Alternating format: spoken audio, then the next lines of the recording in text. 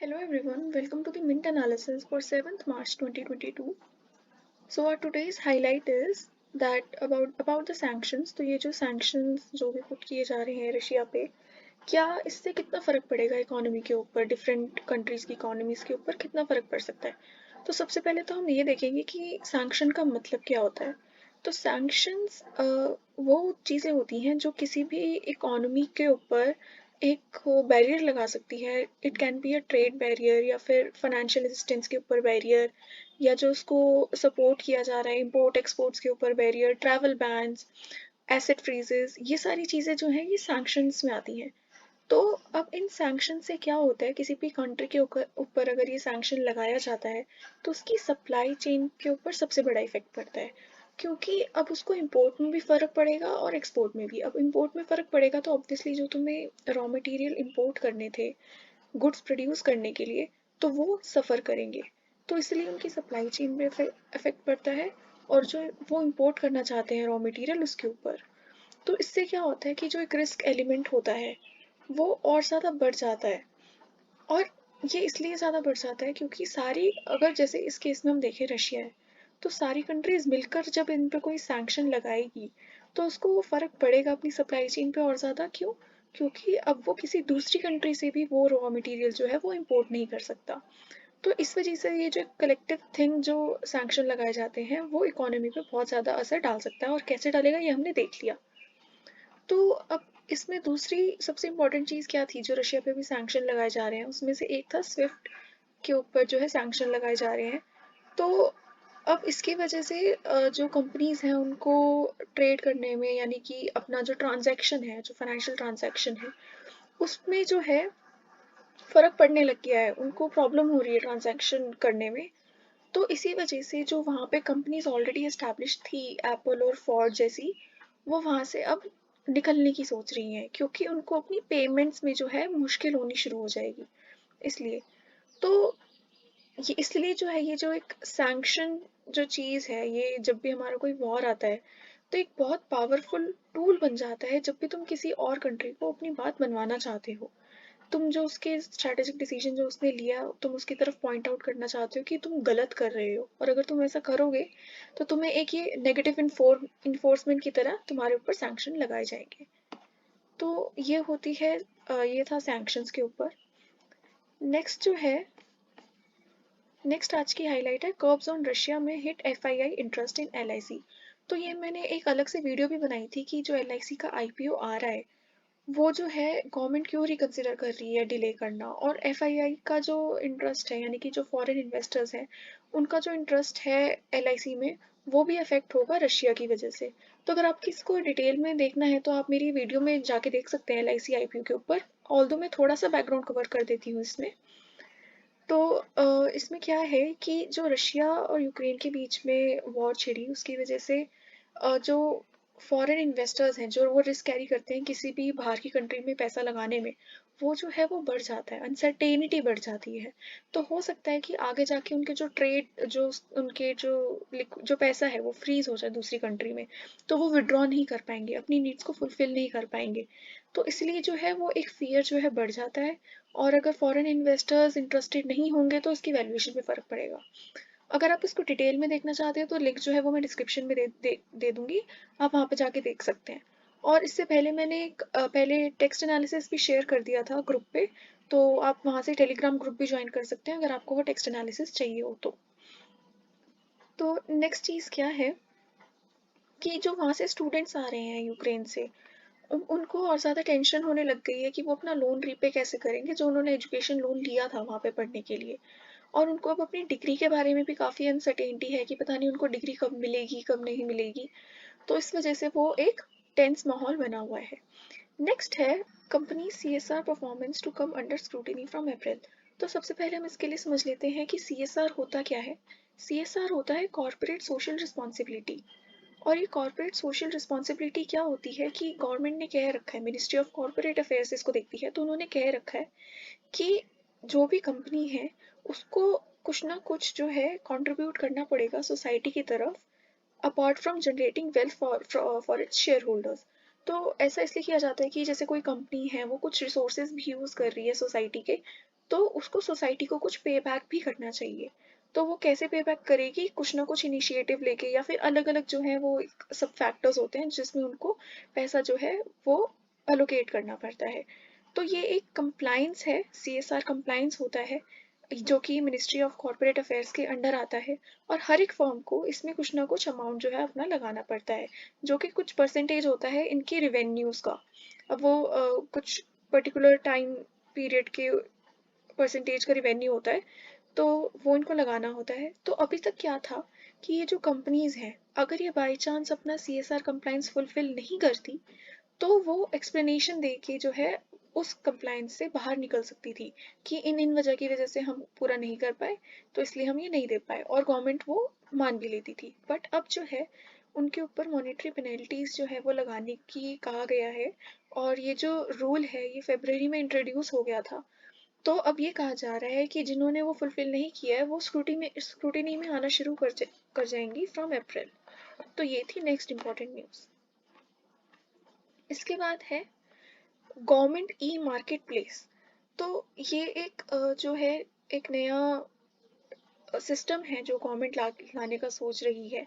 तो इससे क्या होगा कि जो भी मिनिस्ट्री या मिनिस्ट्री डिपार्टमेंट, गवर्नमेंट डिपार्टमेंट, ये इनको जो भी कुछ बिल्ड करना है या फिर कोई भी काम कराना है, तो उस पब्लिक प्रोक्योरमेंट के लिए जो है एक सिस्टम सेटअप कर दिया जाएगा जहाँ से वो इजीली ट्रांसपेरेंट लो कॉस्ट चीज़ें प्रोवाइड करेगी मिनिस्ट्री को, गवर्नमेंट ऑर्गेनाइजेशंस को, और वो अपना काम जो है वो इजीली टेक थ्रू कर पाएंगे। तो उसी सिस्टम पे जो है वो बाकी कंपनीज आके बिड भी लगा सकती हैं कि हम ये काम इतने में लेने को तैयार हैं या फिर हम इतने में ये करेंगे। तो वो सारा जो प्रोसेस है वो ट्रांसपेरेंट हो जाएगा, स्पीड इंक्रीज हो जाएगी। तो ये बस एक मूव है towards technology, towards working online. तो इसका जो फायदा है वो आने वाले टाइम में दिखने लग जाएगा। Next is India Canada set for FTA talks on Friday. तो इंडिया का काफ़ी कंट्रीज़ के साथ फ्री ट्रेड एग्रीमेंट जो है वो चल रहा है, जैसे कि अभी उसने UK के साथ किया और UAE के साथ किया। तो ऐसे ही एक नया है कनाडा के साथ। बट इंडिया अभी भी कौन से सेक्टर पे फोकस कर रहा है, उसका मेन फोकस रहता है एग्रीकल्चर की तरफ। तो जो अर्ली हार्वेस्ट डील है वो सबसे पहले उस पर फोकस करता है कि हमें ये वाली डील मिल जाए अंडर FTA। तो उससे क्या है, जो एग्रीकल्चरल प्रोड्यूस है उसको एक सेफ्टी नेट प्रोवाइड हो जाता है। और क्योंकि जो रूरल पीपल है उनको ही सबसे ज़्यादा जो है सपोर्ट की ज़रूरत पड़ती है, तो इस वजह से इंडिया जो है वो एक रिस्क जो है वो बैलेंस आउट कर पाता है अगर वो पहले हार्वेस्ट डील जो है फाइनल कर लेता है किसी भी और कंट्री के साथ। इसके अलावा और कौन कौन से सेक्टर्स हैं, वो हैं टेक्सटाइल्स, फार्मास्यूटिकल्स, और ये सारे जो सेक्टर्स हैं ये इन पे भी डील करी जाएगी अंडर द FTA। और ये तो इंडिया की तरफ से रहा। अब कनाडा क्या देख रहा है, कनाडा को चाहिए इन्वेस्टमेंट प्रोटेक्शन। तो उसकी मतलब अब ये दो कंट्रीज जब एग्रीमेंट में आएंगी, तो जो इंडिया है वो हार्वेस्ट के ऊपर फोकस कर रहा है, अपनी टेक्सटाइल्स को बढ़ावा देगा, और जो कनाडा है वो इन्वेस्टमेंट के ऊपर बढ़ावा देगा। तो ये जो है FTA इंडिया और कनाडा के बीच में हुआ।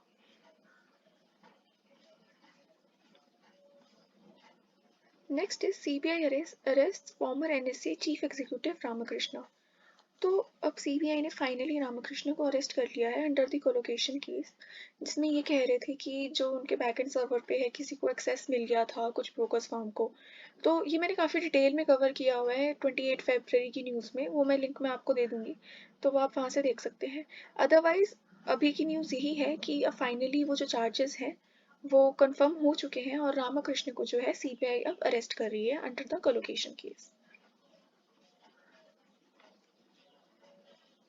नेक्स्ट इज कि जो प्रॉफिट मार्जिन है वो काफ़ी गिर रहे हैं across the industries due to Russia Ukraine war. और इनमें से कुछ स्पेसिफिक इंडस्ट्री यहाँ पे लिस्टेड हैं जो कि हैं, यहाँ पे आप देख सकते हो कि ऑटो सेक्टर। तो ऑटो सेक्टर इसलिए जो है फेस कर रहा है स्ट्रगल, क्योंकि एक तो फ्यूल प्राइसेस बढ़ गए हैं, तो लोगों को हो सकता है कि वो कार प्रेफर ना करें। एल्यूमिनियम चार्जेस बढ़ गए हैं जो कि एक बहुत इंपॉर्टेंट रॉ मटेरियल होता है। तो इस वजह से जो है उनकी सेल्स फर्दर डिक्लाइन होने की प्रिडिक्ट किया जा रहा है।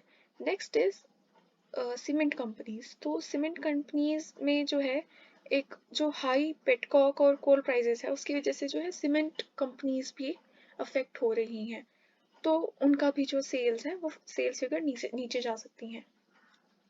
Next is master card visa halt operation in Russia.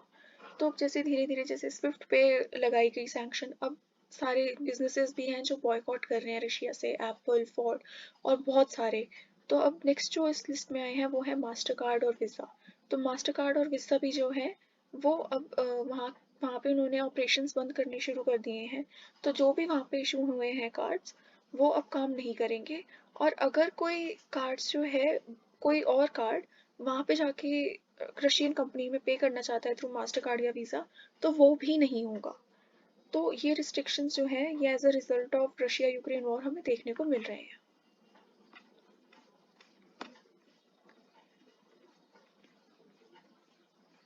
Next is GST lowest slab could be raise to 8%। तो ये एक बहुत इंपॉर्टेंट न्यूज़ है आज की। इसमें कहा जा रहा है कि अगर जो जीएसटी लोएस्ट स्लैब जो है वो 8% की तरफ जो है मूव कर सकता है। तो अगर आपको पता हो तो करेंटली जो 4 स्लैब रेट्स हैं वो है 5, 12, 18 और 28%। तो अब अगर 5% से 8% की तरफ अगर हम जंप कर जाएंगे, लोएस्ट को ही 8% कर देंगे, तो उससे जो रिवेन्यूज़ हैं वो इंक्रीज हो जाएंगे गवर्नमेंट के। और ये कहा जा रहा है कि अगर 5 to 8 वो करते हैं तो एडिशनली रुपीज़ 1.5 ट्रिलियन जो है एनुअल रेवेन्यू जो है गवर्नमेंट के पास आएंगे। तो ये एक बहुत ही बड़ा नंबर है। और ये भी कहा जा रहा है कि जो कुछ प्रोडक्ट्स थे जिनके ऊपर अभी नहीं लगता था जीएसटी, उनको भी इस स्लैब में ट्रांसफ़र किया जा सकता है। और कुछ और भी जो हैं, जो 5% के हैं वो तो जाएंगे ही जाएंगे 8% में। तो जो रिवेन्यूज़ हैं वो काफ़ी बढ़ते हुए नज़र आ रहे हैं इसकी वजह से। और ऐसे कौन से प्रोडक्ट्स थे जो अभी वो सोच रहे हैं कि जिन पे नहीं लगाया जाता था जीएसटी लेकिन अब लगाया जाएगा? तो उसमें आते हैं लोकल ब्रांड्स वाले प्रोडक्ट, अनपैक्ड प्रोडक्ट्स। तो इन पे जो है अभी तक जीएसटी नहीं लग रहा था, बट अब इन पे भी लगेगा। अब ये देखने वाली बात है कि इन पे कैसे लगेगा। तो वो एक इम्प्लीमेंटेशन प्रॉब्लम आगे जाके हो सकती है, as I am giving this as an opinion. तो ये आगे जाके देखने वाली बात होगी, बट अगर ये ऐसा होता है तो जो रिवेन्यूज़ हैं वो तो गवर्नमेंट के बढ़ेंगे ही बढ़ेंगे।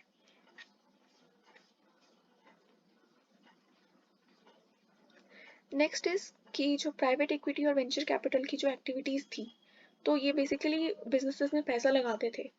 तो जो प्राइवेट इक्विटी वेंचर कैपिटल होते हैं वो कंपनीज में उनको बिल्डिंग स्टेज पे हेल्प करते हैं और उनके ऊपर पैसा लगाते हैं। तो वो जो इन्वेस्टमेंट है वो जो है कम होती हुई दिखाई दे रही है। और इसका रीज़न ये भी हो सकता है कि क्योंकि एशिया यूक्रेन की वॉर चल रही है तो अनसर्टेनिटीज़ बहुत है मार्केट में। बट जो जंप है वो काफ़ी बड़ा है कि पहले 1.45 बिलियन था जो कि अब सिर्फ $470 मिलियन रह गया है। तो ये एक बहुत बड़ा जो है वो लो पॉइंट है इकोनॉमी में अभी।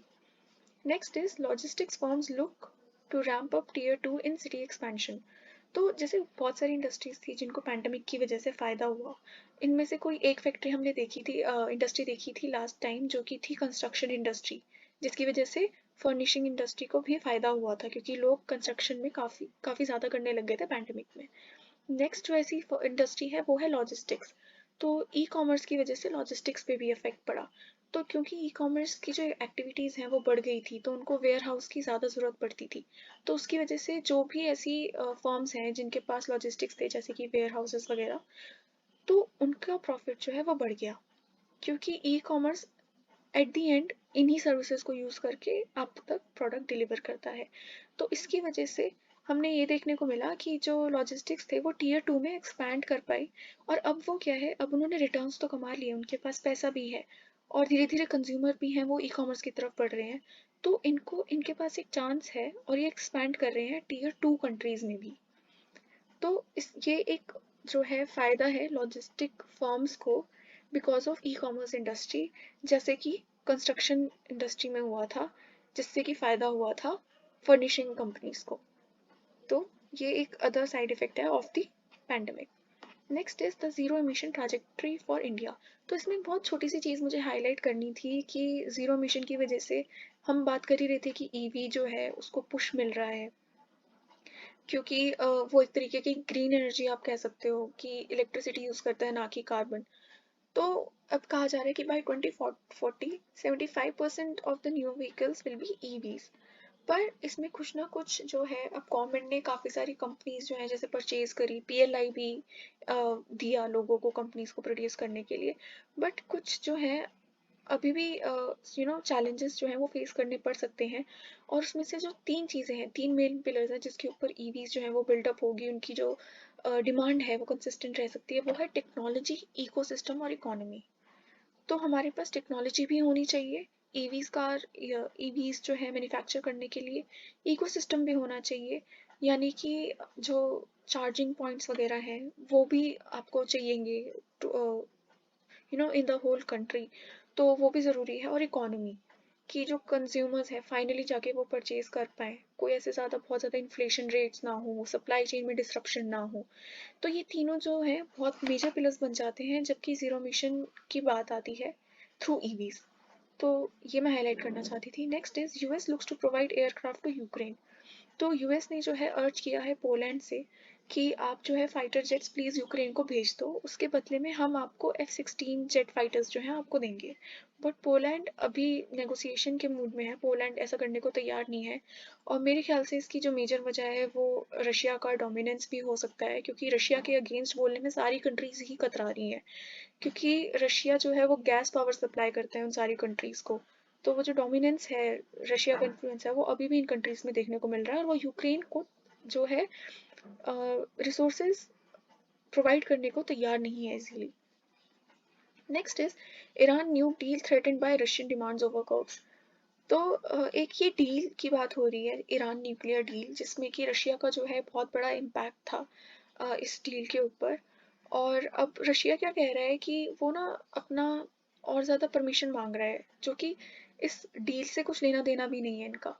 तो वो एक तरीके से कुछ लूप होल क्रिएट करना चाह रहा है कि भाई हम जो है ट्रेड भी कर पाए, हमारी इकोनॉमी को भी फर्क ना पड़े, जिनका इनसे कुछ लेना देना भी नहीं है, इस डील से लेना देना भी नहीं है। बट क्योंकि वो जानता है कि इसमें जो है रशिया को हेल्प मिलेगी, रशिया को जो है रशिया की हेल्प चाहिएगी कंट्रीज को, तो इसलिए वो नेगोशिएट इस तरीके से कर रहा है कि एक लूप होल्स क्रिएट कर रहा है कि हम पे ये सैंक्शन ना लगाए जाए, हम ट्रेड कर पाए, हमारी इकोनॉमी सफ़र ना करे। तो ये उस चीज़ की न्यूज़ है। Next is investor starting to buy Ukraine and Russia bonds betting big on post war recovery. तो जैसे कि आप जानते हो कि रशिया से जो है जो भी किसी ने वहाँ पे इन्वेस्ट किया था, अब रशिया ने क्योंकि बॉर्डर्स क्लोज कर दिए तो वो वहाँ से जो है अब पैसा निकाल नहीं सकते जो भी इन्वेस्टेड है वहाँ पे।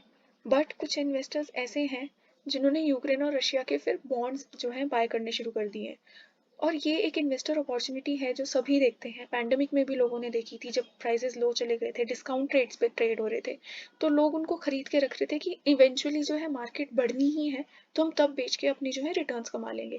तो सेम जो है चीज़ वो यहाँ पे हमें देखने को मिल रही है। इन्वेस्टर्स अभी डिस्काउंटेड रेट पे रशियन और यूक्रेन बॉन्ड्स को जो है वो बाय कर रहे हैं, ताकि आगे जाके वो इनको सेल कर सकें और रिटर्न्स गेन कर सकें।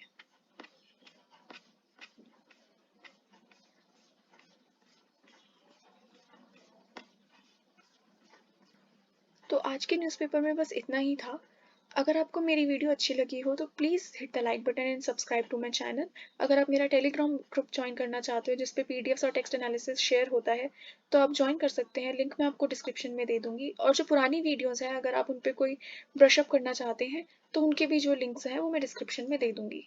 और LIC IPO के लिए स्पेसिफिकली मैंने अलग वीडियो बना रखी है, अगर आप उससे अप टू डेट रहना चाहते हैं उस न्यूज़ से, तो आप वो देख सकते हैं। Thank you so much.